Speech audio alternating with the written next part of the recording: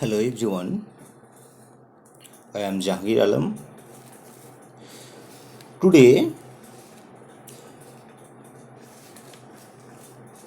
I am going to discuss the remaining part of the prose, the rebel poet. Last day we discussed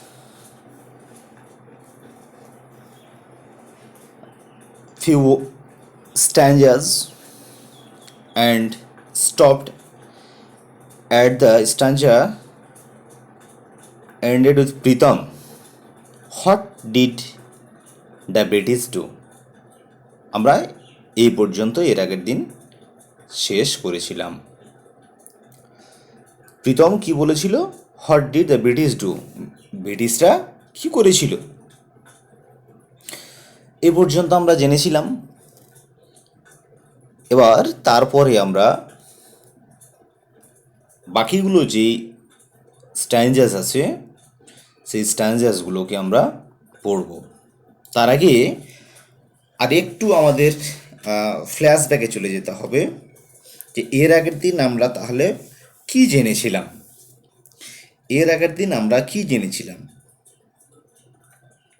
তাহলে এর আগের দিন যেটুকু জেনেছিলাম আমি শুধু বাংলায় একবার তোমাদের হালকা করে শুধু একটু রিমাইন্ড করিয়ে দিই। আমি লাইন বাই লাইন এক্সপ্লেনেশন যাচ্ছি না, কারণ এর আগে আমি লাইন বাই লাইন এক্সপ্লেনেশন তোমাদের সামনে তুলে ধরেছিলাম। এখন যেটা তোমাদের সামনে শুধু জাস্ট রিমাইন্ড করার জন্য আমি তোমাদেরকে একটু বলে দিই। তাহলে কি হয়েছিল এর আগের যে আমরা ইউনিট 2টা স্টার্ট করেছিলাম। ইউনিট 2 এর ফার্স্ট পার্ট 1 করা হয়েছিল, পার্ট 1, আজকে হচ্ছে পার্ট 2। তো পার্ট 1-এ তাহলে আমরা কি করেছিলাম?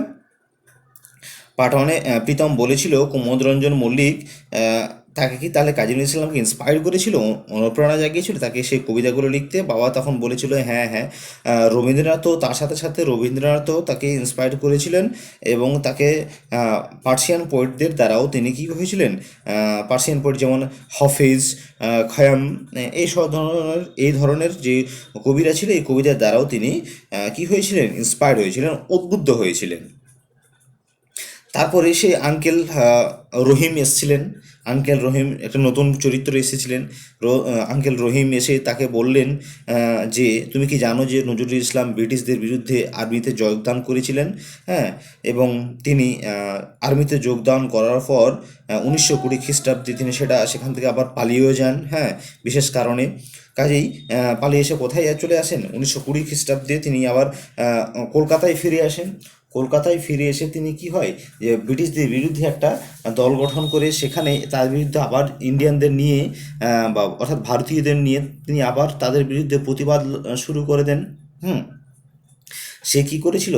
সে নিষ্ঠুরভাবে অর্থাৎ কাজী নজরুল ইসলাম তীব্রভাবে তাদের বিরুদ্ধে অর্থাৎ ব্রিটিশদের বিরুদ্ধে কি করেছিল, তাদের নিজস্ব পথ দিয়ে কিন্তু তারা তাদের বিরুদ্ধে প্রতিবাদ করেছিল।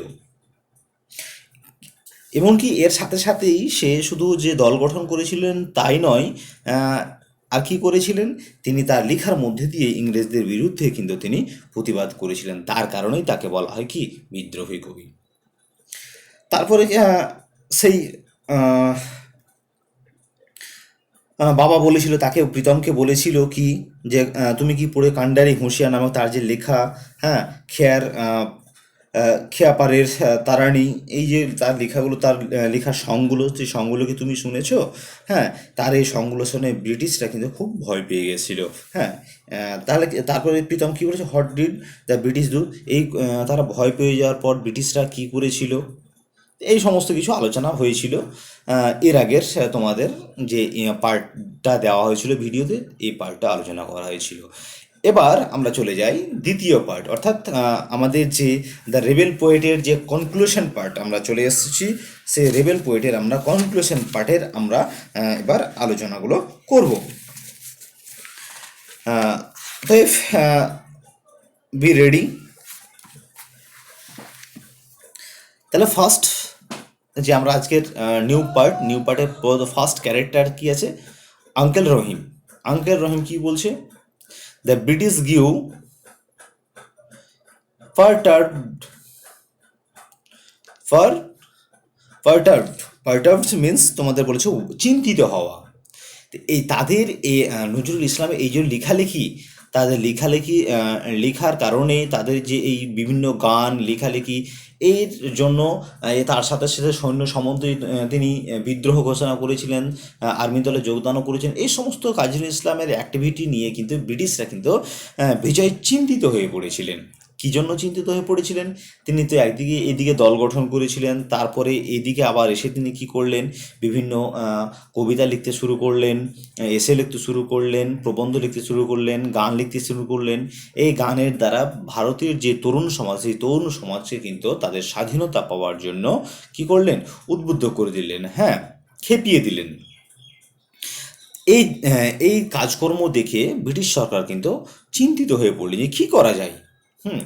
ফাদার, এবার বাবা বলছে, ইন 1922, 1922 খ্রিস্টাব্দে নজরুল স্টার্ট এ ম্যাগাজিন ধূমকেতু। তার 1922 খ্রিস্টাব্দে কাজী নজরুল ইসলাম একটা কী করলেন, ধূমকেতু নামে একটা ম্যাগাজিন প্রকাশ করলেন। হোয়ার হি পাবলিশড আনন্দময়ের আগমন, আনন্দময়ের আগমন এ পোয়েম। সেখানে এই যে তিনি ম্যাগাজিন, তাহলে ম্যাগাজিন কথাটা কি একটু জেনে নিতে হবে। যে ম্যাগাজিন হচ্ছে একটা হচ্ছে পত্রিকার মতো, হ্যাঁ, বইয়ের মতো, যেখানে কি হয়, বিভিন্ন ধরনের টিচার হোক, স্টুডেন্ট হোক, হ্যাঁ, সবাই কি করে, যেমন তোমাদের স্কুলের ক্ষেত্রে বলি, স্কুলের ক্ষেত্রে যেটা কি হয়, স্কুলের ম্যাগাজিন যখন প্রকাশ করা হয় তখন স্কুলে কি হয়, তোমাদেরকে, তোমাদের মতো স্টুডেন্ট, তোমার দাদা দিদিদেরকে একটা নোটিশ দেওয়া হয় যে আমাদের স্কুলে ম্যাগাজিন প্রকাশ হবে এই সালে। অতএব যে যেটা লিখতে পারো, কেউ ছড়া লিখতে পারে, কেউ দেশাত্মবোধক গান লিখতে পারে, হ্যাঁ, যে যেরকম লিখতে পারে তোমরা লিখে জমা করো। তাদের লেখাগুলো কি হয়, একটা বইয়ের আকারে কিন্তু সেটা প্রকাশ পায়, সেটাকেই বলা হয় ম্যাগাজিন।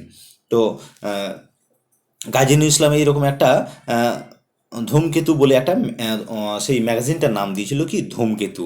এই ধূমকেতুতে সে কি প্রকাশ করেছিলেন, আনন্দময়ের আগমন বলে একটা কবিতা প্রকাশ করেছিলেন। হুম। কে বললো এই কথাটা? তার বাবা বলল, প্রীতমের বাবা বললেন। তারপরে আঙ্কেল রহিম কি বলছেন দেখো। The British Raid the office of ধূমকেতু। এবার ধূমকেতু ম্যাগাজিন যে করেছিলেন, তো একটা অফিস তৈরি করা হয়েছিল। এবার কি করেছিল ব্রিটিশ, রেইড, রেডিড মিন্স হচ্ছে কি, যে পুলিশের ধাওয়া করা, পুলিশের দ্বারা ধাওয়া করা, কোনো সতর্কবার্তা না দিয়েই। মানে কীরকম, হঠাৎ করে পুলিশ এসে ধাওয়া করে দিল, হঠাৎ করে পুলিশ এসে যেটা ধাওয়া করে সেটাকে বলা হয় রেড করা। The British red the office of ধূমকেতু। এবার পুলিশরা কী করলো, সেই ধূমকেতুর অফিসটাকে কিন্তু তারা রেড করে, অর্থাৎ হঠাৎ করে পুলিশ এসে কী করলো, ঘেরে ফেললো। The poet was arrested from Comilla. হ্যাঁ, এবং কবি কী হলেন, কবি কাজী নজরুল ইসলামকে অ্যারেস্ট করে নিলেন, কোথা থেকে, কুমিল্লা থেকে। হ্যাঁ, তাহলে কুমিল্লাটা কোথায়, কুমিল্লাটা এখন বর্তমানে বাংলাদেশে অবস্থিত। হ্যাঁ, তখন যখন আমাদের এটা লেখা হয়, কাজী নজরুল ইসলাম যখন এইরকম তার গান, তার কবিতাগুলো লিখেন, সেই সময় কিন্তু ভারত এবং বাংলাদেশ কোনোটাই বিভক্ত ছিল না, তখন সেটা ছিল কি, অবিভক্ত। তার কারণে ভারত এবং বাংলাদেশ একটাই ছিল। সেই কারণেই বলা হয়েছে সে কুমিল্লা থেকে কি করত, কুমিল্লা থেকে তাকে অ্যারেস্ট করা হয়েছিল, বা পুলিশ কুমিল্লা থেকে তাকে ধরে নিয়ে এসেছিল। এবার প্রীতম কি বলছে, হোয়াট হ্যাপেন্ড দেন। এবার প্রীতমের মনের মধ্যে কিন্তু আরও জিজ্ঞাসা বেড়েই চলেছে, ধীরে ধীরে তার মনের কৌতূহল বেড়েই চলেছে। তাহলে পুলিশ কাজী নজরুল ইসলামকে ধরে নিয়ে চলে গেলেন কুমিল্লা থেকে, তারপরে কি হলো, প্রীতম জিজ্ঞেস করছেন, হোয়াট হ্যাপেন্ড দেন, তারপর কি হলো। ফাদার, এর বাবা বলছেন, বাবা কি বলছেন দেখো। বাবা বলছেন, he was transferred to the Hooghly jail. এবং তাকে কি করা হলো, তাকে এই যে কুমিল্লা থেকে তাকে অ্যারেস্ট করানো হয়েছিল, সেই কুমিল্লাতে থেকে না রেখে তাকে আবার কোথায়, ট্রান্সফার মিন্স স্থানান্তর করে দেওয়া, এক জায়গা থেকে অন্য জায়গায় পাঠিয়ে দেওয়া। তাহলে তাকে হি ওয়াজ ট্রান্সফার্ড, তাকে স্থানান্তর করে দেওয়া হলো টু দ্য হুগলি জেল, সেই হুগলি জেলের। হুগলিটা কোথায়, হুগলিটা হচ্ছে আমাদের পশ্চিম বাংলার মধ্যেই, যে কলকাতার পাশেই আছে। সরি, তোমরা পড়েছো হাওড়া, হুগলি, কলকাতা পড়ে থাকবে, সেগুলো হচ্ছে সেই হুগলিতে তাকে কি করা হলো, হুগলিতে তাকে নিয়ে আসা হলো। And there he began fasting, এবং কি করলেন, দেয়ার সেখানে, সেখানে বলতে কোথায়, এই হুগলিতে, হি বিগ্যান ফাস্টিং, এবং সেখানে কী করলেন, যে অনশন শুরু করলেন। কীরকম অনশন, না খেয়ে অনশন। ফাস্টিং মিন্স না খেয়ে যেটা অনশন শুরু করা হয়, সেটা না খেয়ে অনশন শুরু করে দিলেন। যেই রকম তোমরা আরও হয়তো এর আগে তোমরা মহাত্মা গান্ধীর গল্প তোমরা পড়েছো। মহাত্মা গান্ধী কীরকম জেলের মধ্যে অনশন করেছিলেন, সেই তহবিলগুলো গঠন করার জন্য বিভিন্ন লড়াইও করেছিলেন। হ্যাঁ, সেখানে সেই রকম কাজী নজরুল ইসলামও কিন্তু কী করেছিলেন, দেশের জন্য আপ্রাণ চেষ্টা করেছিলেন স্বাধীনতা নিয়ে আসার জন্য। তার কারণে তাকে হুগলিতে ধরে নিয়ে আসলো, এবং সেখানে এসে তিনি কী করলেন, যে না খেয়ে অনশন শুরু করে দিলেন। It was his way of protesting against the torture of the British. It was his way of protesting. এটাই ছিল তার ব্যক্তিগত একটা পথ, যে পথের মধ্যে দিয়ে ব্রিটিশদের বিরুদ্ধে প্রতিবাদ করবে। হ্যাঁ, against the torture of the ব্রিটিশদের এই নিষ্ঠুর টর্চার বা অত্যাচার বলতে পারো। হ্যাঁ, ব্রিটিশদের যে অত্যাচার, সেই ব্রিটিশদের অত্যাচারের বিরুদ্ধে এইরকম ছিল তার একটা নিজস্ব একটা পথ, যে পথের মধ্যে দিয়ে তিনি কী করবেন, প্রতিবাদ জানাবেন। তাহলে কীরকম করে প্রতিবাদ জানালেন কাজী নজরুল ইসলাম? কাজী নজরুল ইসলাম এইভাবে প্রতিবাদ জানালেন, যে তিনি যখন হুগলিতে যখন নিয়ে আসা হলো, হ্যাঁ, সে হুগলিতে নিয়ে আসার পর সে সেখানে কী করতে লাগলেন, অনাহারে অনশন করতে লাগলেন। এবার প্রীতম কি বলছে দেখো। Pritam, for how many days did he fast father? তারপরে সে তার বাবাকে জিজ্ঞাসা করে ফেললেন, বাবা, সে কতদিন ধরে এইরকম অনাহারে ছিল, কতদিন ধরে এরকম না খেয়েছিল? এবার বাবা তাকে বলছেন, কি বলছেন দেখো। He fasted for more than a month. সেই যে অনাহারে ছিল, সে অনাহারে কতদিন ধরে ছিল, প্রায় 1 মাসের ওপরে ছিল। ইন ডিসেম্বর 1923, 1923 খ্রিস্টাব্দের ডিসেম্বর মাসে, হি ওয়াজ রিলিজড ফ্রম জেল। তাহলে কি করলো, 1923 খ্রিস্টাব্দের ডিসেম্বর মাসে তাকে জেল থেকে মুক্তি দেওয়া হলো। তাকে জেলে তাহলে মোটামুটি ধরেছিল কোন সময়, 1922 খ্রিস্টাব্দে, যখন সেই কী করে ধূমকেতু প্রকাশ করে, ম্যাগাজিনটা প্রকাশ করে। ম্যাগাজিন প্রকাশ করার কিছুদিন পরেই তাকে ধরে নিয়ে যাওয়া হয়, এবং তাকে তাকে কী করলো, যে মুক্তি দিল, জেল থেকে মুক্তি দিল কবে, 1923 খ্রিস্টাব্দের ডিসেম্বর মাসে। তাহলে একটু অনুমান করে নাও কতদিন ধরে সে ছিল। প্রীতম কি বলছে, থ্যাংক ইউ সো মাচ। হ্যাঁ, তোমাকে অনেক অনেক ধন্যবাদ। ফাদার, বাবাকে বলছে। প্রীতম তার বাবাকে কী করলো, ধন্যবাদ জানালেন। নাও আই উইল তোমরা পড়েছো ওখানে বিগত লেসনে, তোমরা আই উইল কথাটার অর্থ হচ্ছে I will. Now I will be able to Singh, হ্যাঁ, কারার এই লৌহ কপাট উইথ জেল অ্যান্ড প্যাশন। তাহলে দেখো কি বলছে, now I will be able to Singh, আমি গাইতে সক্ষম হব, আমি গাইতে পারবো। কি, কারার এই লৌহ কপাট, কারার এই লৌহ কপাট, যে যেটা ছিল, কবিতাটা ছিল, সেই কবিতাটা আমি গাইতে পারবো। কীরকমভাবে গাইতে, উইথ জেল মিন্স যাকে বলা হয় এনার্জি, ফুল এনার্জি নিয়ে। এনার্জি যদি বুঝতে না পারো, তো এটাও বুঝে নিতে হবে যে ফুল এনার্জি কথার অর্থ হচ্ছে যে তার পুরোপুরি পুরোপুরি তার ইচ্ছা নিয়ে,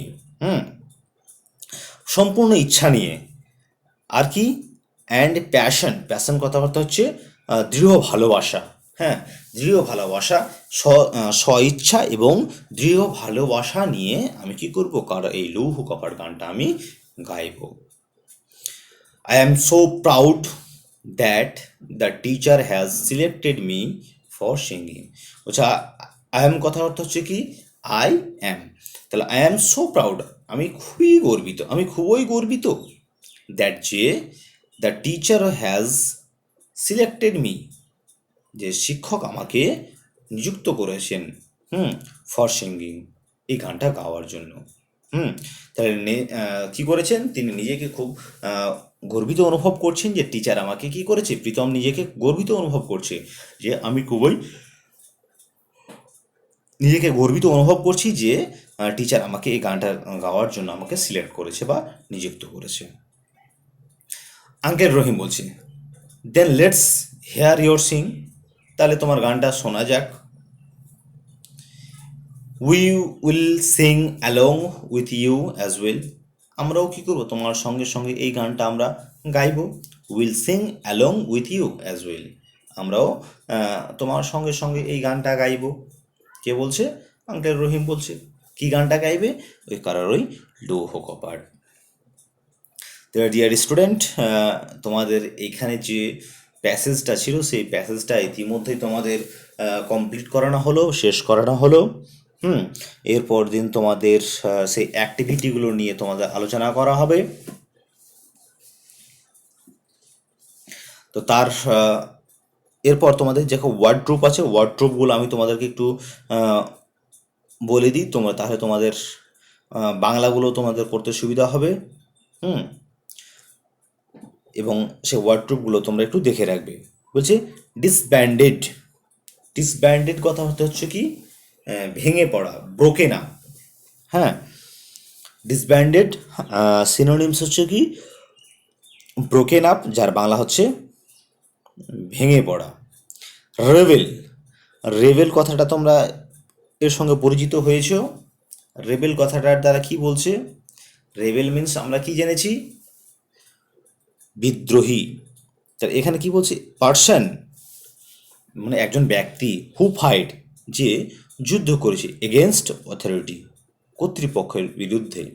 অর্থাৎ যে অর্থাৎ সরকারের বিরুদ্ধে বা মালিকের বিরুদ্ধে যারা, যে একজন ব্যক্তি যে যুদ্ধ করে তাকেই বলা হয় কি, রেবেল। তো রেবেল মিন্স জানা গেল যে মালিকের বিরুদ্ধে বা কর্তৃপক্ষের বিরুদ্ধে যে যুদ্ধ ঘোষণা করে তাকেই বলা হয় কি, রেবেল। তাহলে কাজী নজরুলকে রেবেল বলা হয়েছিল কেন? সে কি তার বাবাদের সঙ্গে ঝগড়া করেছিল? না, সে তার বাবাদের সঙ্গে ঝগড়া করেনি। সে কার সঙ্গে যুদ্ধ ঘোষণা করেছিল? সেই সময় বলা হয়েছিল যে ব্রিটিশরা আমাদের ভারতবর্ষে কী করতো, শাসন করতো। সেহেতু সেই সময় আমাদের ভারতবর্ষের সরকারকে ছিল, আমাদের ভারতবর্ষের শাসন চালাতো সে ব্রিটিশরা। সেই ব্রিটিশরা যেহেতু শাসন চালাতো, ব্রিটিশদের বিরুদ্ধেই সে যুদ্ধ ঘোষণা করেছিল, তার কারণে তাকে বলা হয়েছে রেবেল। তারপরে কি বলেছে, instigate, instigate adjust to act, কোনো কিছু করা। তারপর কি বলছে, পার্টস, পারটার্বড, পারটার্বড, পারটার্বড মিন্স চিন্তিত হওয়া। চিন্তিত হওয়া বলতে চিন্তা ভাবনায় পড়ে যাওয়া। Raid, surprised visit by some police, যেটা বলেছিলাম তোমাদেরকে, যে কোনো কিছু না বলে হঠাৎ করে পুলিশের ধাওয়া করে দেওয়া, সেটাকে বলা হয় কি, রেড। ফাস্টিং, ফাস্টিং মানে কি বলছে, ফাস্টিং মিন্স দেখো, গোয়িং উইদাউট ফুড, কোনো খাবার না খেয়ে চলে যাওয়া, হ্যাঁ, বা চালিয়ে যাওয়া। তো কাজী ইসলাম কি করেছিলেন, এই যে কোনো খাবার না খেয়ে তিনি জেলের মধ্যে কিন্তু ছিলেন, তার জন্য ফাস্টিং মিন্স অনাহারে বলা হয়। Zeal, zeal means great energy, great energy কথাটার বাংলা হচ্ছে কি, অদম্য ইচ্ছা যাকে বলা হয়। অদম্য, জিল মিন্স গ্রেট এনার্জি বলস, হ্যাঁ, অদম্য ইচ্ছা বা গভীর ইচ্ছা বা গভীর আগ্রহের সহিত। প্যাশন, প্যাশন মিন্স হচ্ছে ডিপ লাভ, মানে গভীর ভালোবাসা। হুম। গভীর ভালোবাসা মিন্স হচ্ছে আহ, মানে অনেক ভালোবাসা। তাহলে এই পর্যন্ত তোমাদের হলো। এবার তোমরা ওয়ার্ড ট্রুথগুলো একটু দেখে নাও। সরি, তোমাদের ওয়ার্ড মিনিংগুলো তোমাদের করতে হবে। তাহলে চলে যাও তোমাদের কি প্রথম স্ট্যাঞ্জা থেকে। পারটার্ভড কথাটা দাগিয়ে নাও, গ্রিউ দাগিয়ে নাও, স্টার্টেড কথাটা দাগিয়ে নাও, published, raid, arrested, happened, transferred, fasting, protesting হয়ে গেছে তোমাদের, টর্চার।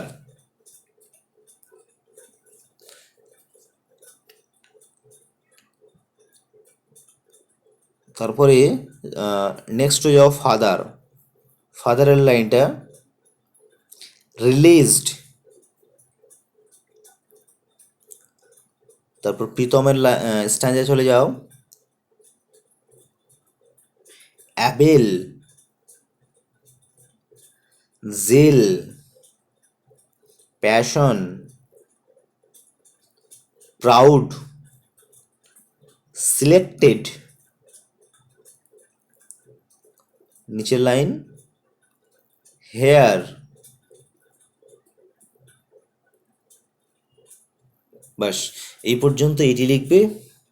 এটি লিখে তোমরা সিনোনিমসগুলো করবে এবং সিনোনিমগুলোর সাথে সাথে বেঙ্গলি মিনিংটা লিখে সেগুলো দিয়ে আবার সেন্টেন্স তৈরি করার চেষ্টা করবে। হুম। সেন্টেন্স তৈরি করে খাতাটা আমাকে দেখাবে, তবে লেখার সময় দেখবে যাতে লেখাগুলো একটু পরিষ্কার পরিচ্ছন্ন হয়, সেই দিকে নজর দেবে যাতে আমিও চিনতে পারি। কারণ দেখা গেল ডিরেক্টলি খাতা দেখা এবং ভায়া হোয়াটসঅ্যাপ তোমাদের খাতা দেখার মধ্যে অনেক ডিফারেন্স আছে। সামনে খাতা দেখতে পেলে সেই রকম কোনো সমস্যা হয় না, কিন্তু এখানে দেখা যাচ্ছে লাইটেরও অভাব হয়ে যাচ্ছে, ঠিকমতো হয়তো লাইট হচ্ছে না, তার কারণে হয়তো লেখাটা চেনা যাচ্ছে না, বা হয়তো কারোর হয়তো মোবাইলটাও ক্যামেরাটাও হয়তো অনেকটা ঠিকঠাক আসছে না, তার কারণে হয়তো ছবিটা ঠিকঠাকভাবে আসছে না। হ্যাঁ, ক্যামেরা ভালো থাকলে হয়তো ছবিটা নিতে পারার কারণে অনেকটাই গন্ডগোল হয়েই যায়, লেখাগুলো চিনতে প্রবলেম হয়। তো ছবিগুলো যখন নেবে তখন একটু ভালো করে নেবে এবং হ্যান্ড রাইটিংগুলো একটু ভালো করে দেবে। ততক্ষণ পর্যন্ত, এরপরে তোমাদের নেক্সট যে ক্লাস আছে সেই নেক্সট ক্লাস শুরু হওয়া পর্যন্ত, ততক্ষণ পর্যন্ত তোমরা বাড়িতে ভালো থাকো, সুস্থ থাকো। হ্যাঁ, খুব সুরক্ষিত থাকো এবং তোমাদের যে লেসন সেই লেসনগুলো তোমরা পড়তে থাকো। ততক্ষণ পর্যন্ত good bye, have a nice day.